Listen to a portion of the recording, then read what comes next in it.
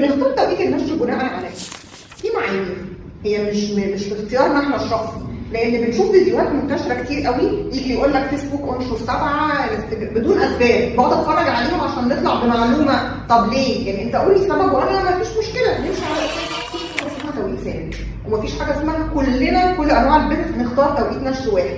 الموضوع متوقف على العوامل دي. اول حاجه مبدئيا كده عشان نبقى عارفين الحاجه الاساسيه اللي هنحدد لك التجربه اللي هي الاي بي. بس انت زي ما نرجع بقى قلت لكم احنا عندنا دماغ بنفكر بيها. انت لازم عندك رؤيه، مش انت عامل دراسه لجمهورك وعارف مين جمهورك بالتفصيل. طب لو انا دلوقتي جمهوري سيدات متزوجات في الشتاء في الدراسه، يعني توقيت النشر المناسب شايفه ان التوقيتين بدماغنا كده، التوقيتين لو انا بخاطب امهات واحنا في موسم دراسه يبقى انا عندي توقيتين، يا اما الصبح والاولاد دول في المدرسه، يا اما بالليل زي ما انتوا قلتوا بعد ما خلصت الليله بتاعتها كلها.